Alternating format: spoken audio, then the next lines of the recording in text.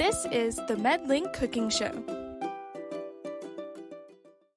Welcome back, everyone, to the MedLink Kitchen, and I am back with my friends Tammy and Jenny, registered dietitians here at MedLink, and we are on to the dessert phase of our recipes. Yep. So we are going to be making a mini Betty, a Betty in a cup. Yeah, or 3-minute Betty, Or whatever you want to call Betty. it. Yeah. Okay, let's do it. So what we've done is we've taken some Granny Smith apples because they're really a lot better for cooking.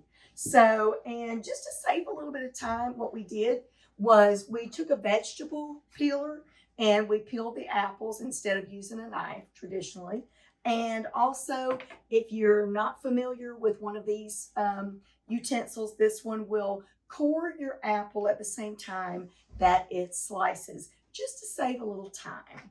So the other time saver in this little recipe is that it really only takes about 3, maybe 4 minutes, depending on the consistency that you want your apple to be. So if you want it a little softer, do it just a little bit longer, but it cooks in the microwave. And one other thing that I wanted to mention, if you're doing this for your guests and you're going to pre-position it out and serve it in little cups, what we did not do that you might want to do with yours is put a little bit of lemon juice on top of it, of your apples, because ours turned just a little bit brown. So, but doesn't change the taste, just the appearance. So, and everybody wants a pretty dessert. It's true. And much quicker than a traditional like apple pie. Absolutely. An hour. Love this Yes, idea. yes. So what we're doing is making this a little healthier. There's no crust, but if you want that crunch, what we're going to do is add a little bit of granola. And we've got some sliced almonds here. And then for taste, just to make it a little bit more like an apple pie out of the oven, we've got a little bit of cinnamon and then a sugar substitute. And then that would be of your choice. So let's get started here. So I'm just going to dish up my, my little quarters here, or 8s, into these little dishes. And you guys will have to share since we're only doing 2 cups. That's probably plenty. So we had a few pieces left over, and the size of your dish will help you with portion control as well. So that's always important, especially when we're talking about desserts. So what I'm going to start with is just a little bit of, these are just oats. And again, it's just to kind of give it a little bit of texture, just kind of sprinkle that down in there.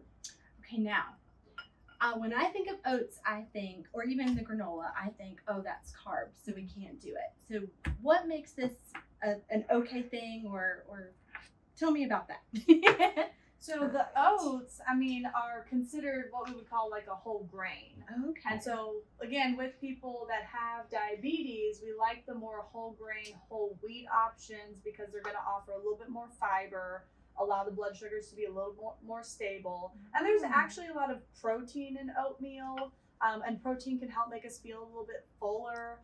Lots of good soluble fiber, which is really great for your cholesterol. And it still kind of gives you that nice, warm feeling of you had a nice something to eat that fills you up good. Yeah, okay. And The granola, I know there's many different types, so I'm going to let Tamara's, kind of explain what type of granola she's got here. This is just a vanilla granola. And again, there's not a lot of differences or varieties in calories. That's what I look at the first thing, is to see how many calories are in the granola and is there a better choice. So Could granola have a lot of sugar in it? Like, should you be watching that? it can. Okay, Yes. okay. There are some granolas that are more protein based, so they Okay. have more maybe nuts and seeds in them. And as you can see, Tamara's using kind of some slivered almonds. Yeah. So again, adding some crunch, but it doesn't have, many carbs at all. It's got lots of good healthy fats in them, and we like to use that a lot. So, So what we're gonna do is just put these in here for about maybe 3 minutes, and then we'll check it and see how we did. Perfect. All right. So it's And- not that we can't have desserts at Thanksgiving. We just need to make healthier dessert options. Right. Okay. And your question about carbs. Yeah. We can't forget about the apple itself. Oh. It is also a carbohydrate. Okay. So a healthy diet includes fruits, and so we don't want to eliminate our carbs because then we would eliminate our fruit too. And the guidelines, the dietary guidelines, always say increase your fruits and vegetables. Okay. So is an apple a good choice when it comes to fruits, and carbohydrates? Right. So there's many different, we obviously know there's many different types of fruit. Mhm. All of them maybe have different portion sizes when it comes to sugar. A good rule of thumb is if it kind of contains more water, it's a little bit more juicier. Apples can have some juiciness to them.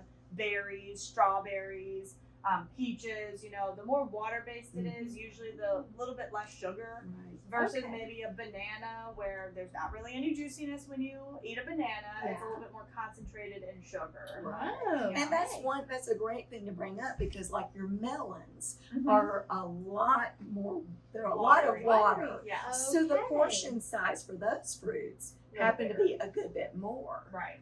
So it's not necessarily how sweet the fruit tastes. It's more about the water concentration in Yes. the fruit. But they'll all have different, again, like berries, you could have maybe 1.25 cups of berries as one portion, but a banana might just be half a banana for Right. a person with diabetes to have, a Right. smaller portion of it. And they have to make different portion sizes because you can't compare an apple to a grape or Right. vice An versa. apple to an orange. That's Yeah. right. Tamara, will you talk about the sugar substitute a little bit? I know that's a big question that I get. Yeah. Just like in general about sugar substitutes, are they good? Are they Yeah. bad? Yeah. Can we So, use them? And that's a great question. Thank you, Jenny, for bringing that up. So sugar substitutes are exactly that. They are to replace that sweet taste that we get. Now, sugar itself, we always want our diet to be low in fat, high in fiber, low in sugar. So sugar is actually part of the total carbohydrate. So on a food label, we don't necessarily focus on that part. But when it comes to a sugar sub, it's basically personal preference. So, and there's several of them out there now. Used to, we were limited back in the 70s to saccharin, which really had a really bad aftertaste. So they've come a long way. So I have my favorite. I don't know if you have your favorite. I like Truvia, but we're not here to sell any particular item today. But that one happens to be my favorite. So, but a lot of people like Equal or Sweet and Low or whatever. But And they're so- not digested, like how normal sugar is digested Right. and processed. Yeah. Sugar substitutes, at least for people with diabetes, is going to be a better alternative. Yeah. Any type of sugar we still want to kind of keep to a minimum. But when it comes to the sugar substitutes and their body isn't going to be, their blood sugar levels aren't going to be raised, then sometimes that helps them manage their blood sugars a little bit better. Do we want them eating sugar substitutes all day long? Not necessarily. But in a case like this, Tamara used a very small amount just to give it a little bit of sweetness, and it's not going to be something that's contributing to the overall sugar level. Awesome. It smells It yummy. does It smell smells like so an apple pie. good. all right. So who wants to try it? Oh my gosh. Ooh. Okay. Need some It's gonna spoons. be hot. It is Yeah. going to be hot. It will, and the bowls are hot too. So be careful. Yeah. Okay, let's see. All right. You want to try? Or Sure. is it just me?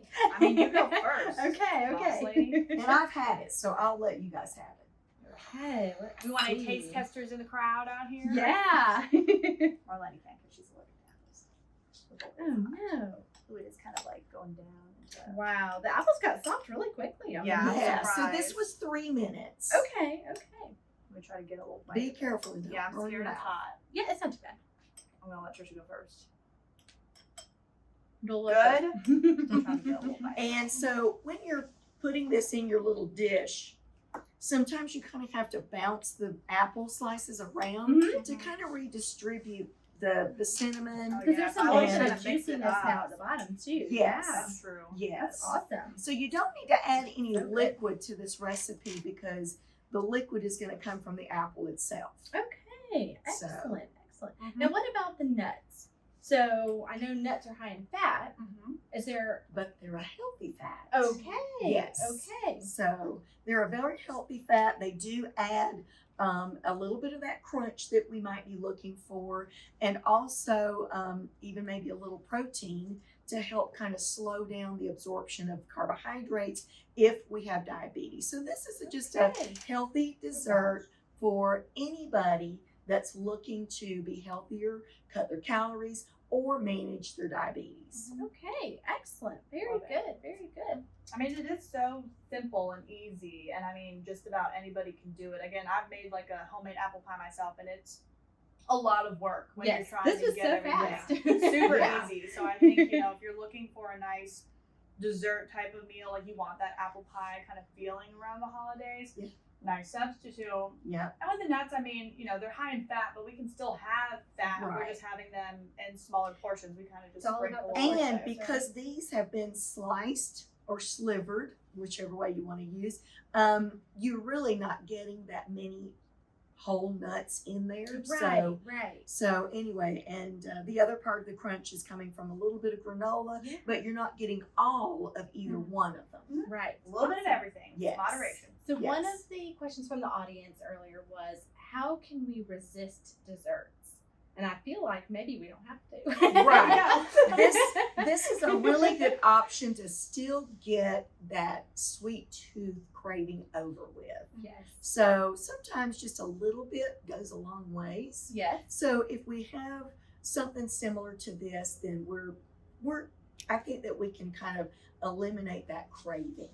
So tell me this. Let's say we're going to Nana's house Mhm. and she does make the whole apple pie or the pecan pie or the things, and we're not the ones cooking. What is the best way to choose a good dessert if we're going to have dessert? What do we do with that? So, I mean, if Do you're we have talking, to avoid it? right, like if you're going to Nana's house and she's making a nice apple pie and you really want to have it, I mean, especially around the holidays, I think if we're kind of just managing portion sizes and having a little bit, Yeah. it's going to be okay. Like, yeah, a little sliver of it Okay. to kind of give you the taste. We've all been there when we've eaten way too much pie and then we feel very uncomfortable. Yeah. Mhm. We try to avoid that feeling, so giving yourself a little taste of it to enjoy it without getting to the point of overindulging, I think, Yeah, is important. A lot of the times it's probably worse off if you sit there and try to resist it and say Right. no. And with the holidays and you're around family, everybody that's going to be there. Yeah. And Right. sometimes if we try to resist it too much, we end up then sneaking into the fridge late at night Right. and eating way too much of the pie. Yeah. So I'd rather have some people just have like a small little portion of it and just enjoy it. You know, if we're watching Mhm. our blood sugars, you know, you can go for a walk afterwards to help kind of digest things, Right. drink plenty of water, make sure the rest of your meals during the day are very balanced, you know, because it's just one part of our day. And we know around Right. the holidays, it might be one day that our blood sugars go up a little bit more. Mhm. But as long as that's not happening every single day, that is our normal, then we're most likely going to be okay. Okay. Yeah. Great. Yeah. All right. Well, thank Well, you so much, great. Tammy. We Yeah. appreciate Well, I'm this. happy Lovely. to share that. So Yeah. All right. Stay tuned, everybody. We have more recipes on the way.